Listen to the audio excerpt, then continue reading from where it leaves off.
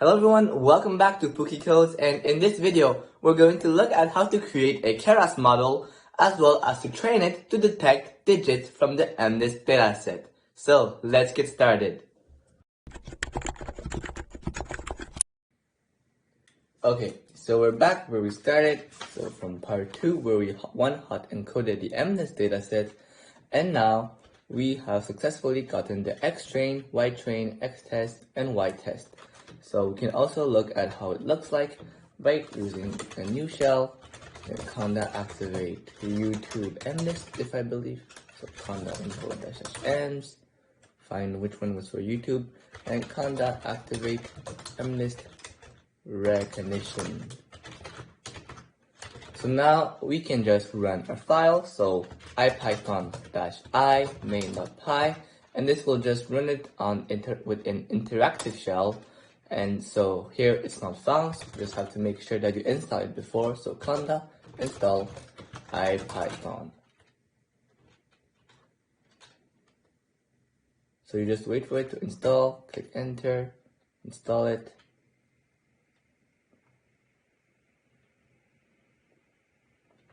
And now you can just say conda ipython-i main.py.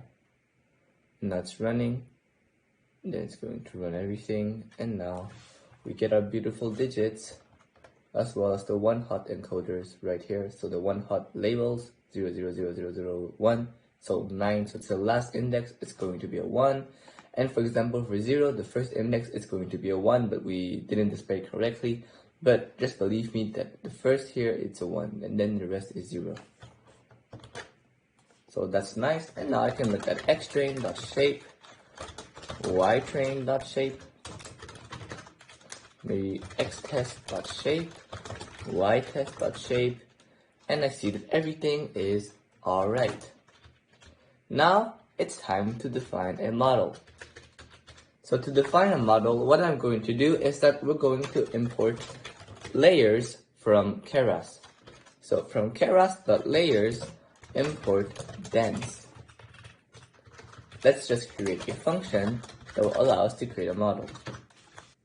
To create a model, you can either use the functional API or use the sequential API. What we're going to do today is just use the functional API because I like it better because it's more flexible.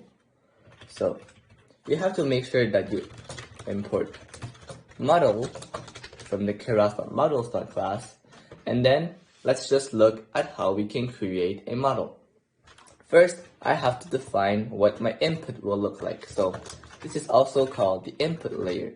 So I'll just say in layer is equal to input, and now I have to pass the shape. Shape is equal to what? I know that the shape is of 28 by 28 by 1.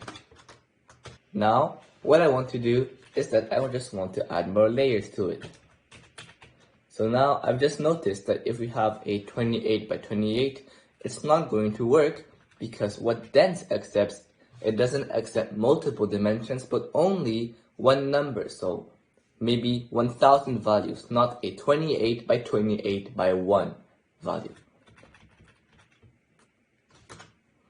So all we need to do is that we can just flatten it.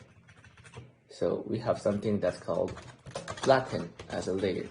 So I can just say flatten layer is equal to flatten, and now I flatten in layer. Now I can continue, and with this I can add dense layers. So I can say dense is equal to dense. Let's say we have 784 nodes and with the activation of rel.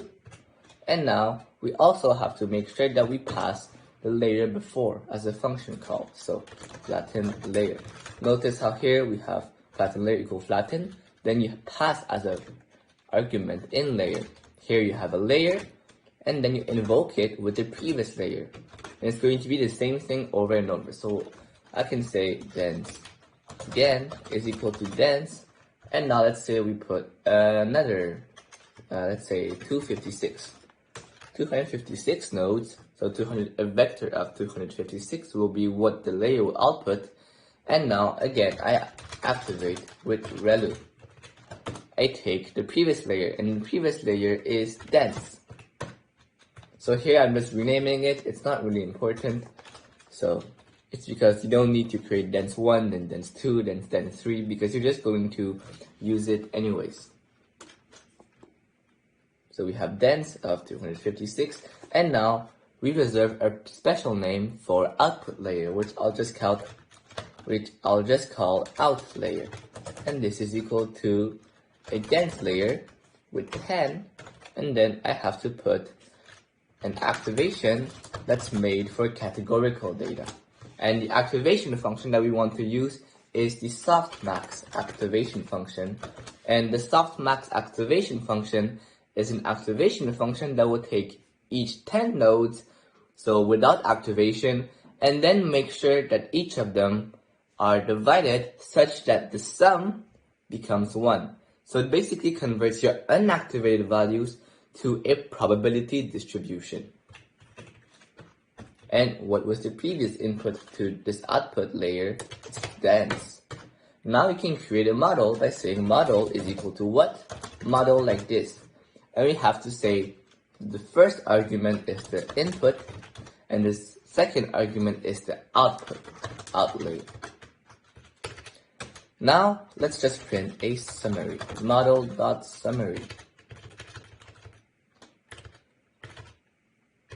So let's just do this, let's run it, and now here I can just say create model.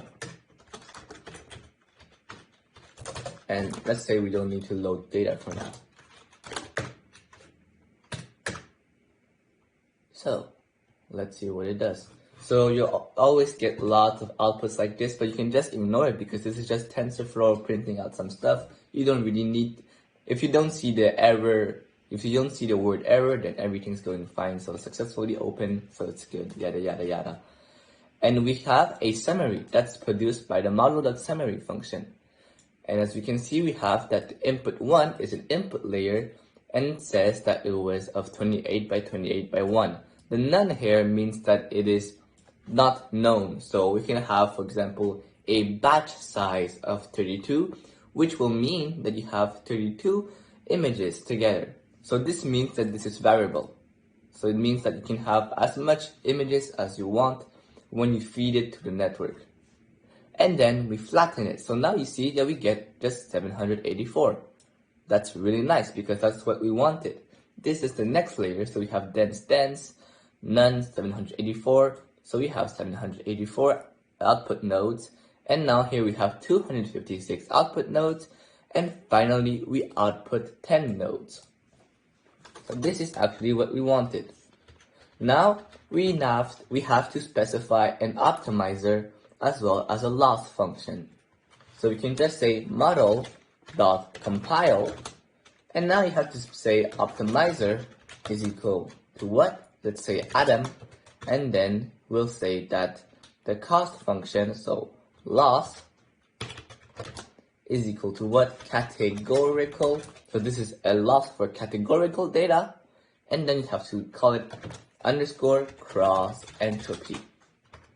And this will just measure the difference, if you want it, between the distributions that you outputted and the distribution that you wanted to get. So for example, like the output would be like 0, 0.1, 0.2, then 0.4, 0.4, yada yada yada, maybe some 0.2 here. But what we actually wanted was that we wanted this. So 0, 0, 0, 1, and then everything 0. So this will just measure how much information you need to pass from here. So how much information there is to pass from here to here.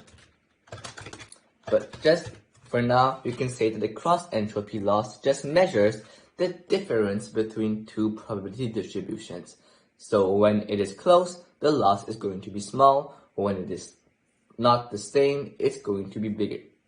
Model.compile, and of course we have to return our model.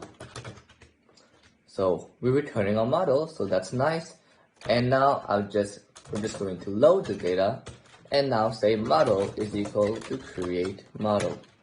Now you'll see that Keras is pretty magic because it's really easy to train data once you've defined your model. You just need to say model.fit. So fit, and then I have to put X train, Y train. This is literally all you need to do. And now we can say the number of epochs.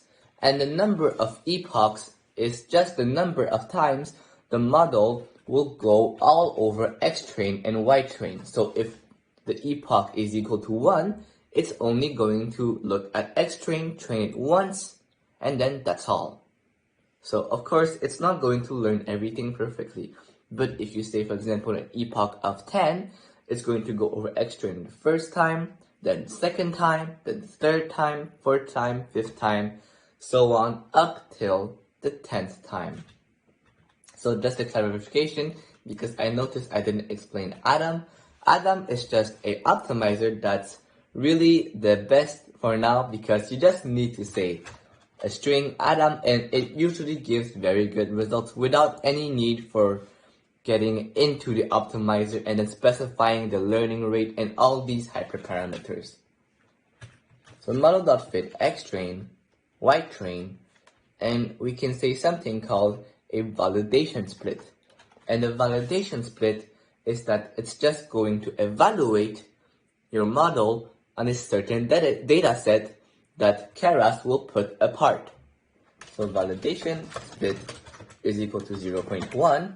So it's going to take 10% from X train and Y train, put it apart, and for all the epochs you train it, it's at the end of each epoch, it's going to not train it, but only evaluate it on the validation split and then report the loss and the accuracy. So this is very useful because it gives us an indication whether our model is overfitting, underfitting, or is able to generalize correctly. So if it was overfitting, that will mean that it just basically memorized everything there is to X train and Y train, and when you give it another input, it will just be like panicking because he didn't memorize it. If it was underfitting, that would mean that you didn't train it enough. So the X train and Y train is lower and you can still train it so that the accuracy gets better. Oh, and when it generalizes well, it means that X train, so the training performance as well as the validation performance are pretty much the same and they're pretty high. So this means that it generalizes correctly. So epochs is equal to 100.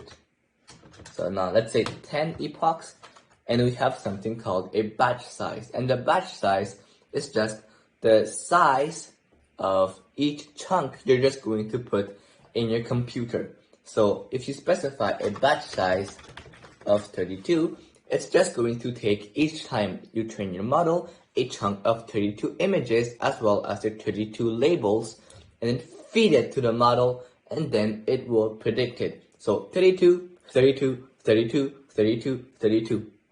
You can also augment the batch size to the whole data set, but the problem is that your GPU has to be big enough so that it can hold all the data set inside.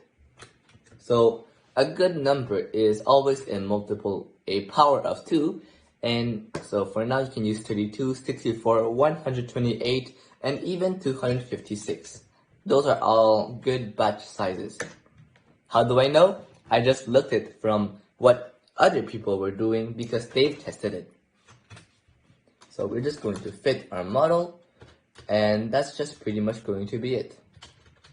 We also need to make sure that here we put a metrics. So metrics is equal to accuracy. So this is also going to report the accuracy when you train your model. Let's train it. So Python, just Python, we don't need any interactive shell. Python main.py. And now it's just going to take a bit of time. So we have this data, and we can fast forward it. But as you can see, we get all this beautiful pre-made loader for us that says how much time is left, the loss, the accuracy, and which batch you are at. So as you can see, we already have an accuracy of 94 and a validation accuracy of 96. The loss is super low, the accuracy is super high, and both the loss as well as the validation loss are super low, and both the accuracy and the validation accuracy are super high. Why? That's simply because MNIST is just a very easy problem. If you get on more complicated problem, such as a doodle recognition of like quick draw, so if you want to detect a doodle, then it would take like, I don't know, so much time. I've been trying to do this for ages, and I'm still not able to get a model that performs like at 95% accuracy. Anyways, this is MNIST. As you can see, it's pretty easy. A 99%, a validation accuracy of 97. And now it becomes 98, so this is pretty awesome. And we can just wait till it completes its 10 epochs.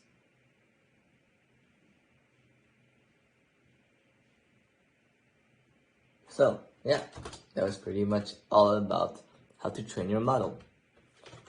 The only thing we need now is to be able to save the model and then load it back. But that would be something for another day. So now we've seen how we can create a model in Keras by using the functional approach. So you define your input, you say that you want to flatten it because dense layers only accept inputs that are one-dimensional, and then you can just stack them over and over, so 784, then 256, and then 10, and then you can just define your model by saying the model function in layer out layer. You can use the compile method to compile using the Adam optimizer and use the categorical cross entropy loss as well as to report the accuracy. Then we've seen that to fit a model, we just need to say X train, Y train, and then a validation split of like 0.1 epochs as well as a batch size. So that was all about how you can create a model as well as train a model. And so finally, it finished running. We have accuracy of 99 and a test accuracy of 98.18. So this is very good. Thanks for watching. If you like this content, like, subscribe, do all that good stuff. And in the next video, we're going to talk about convolutional neural networks, which are a specific kind of neural networks just to perform vision-related tasks such as detecting digits. So, stay tuned.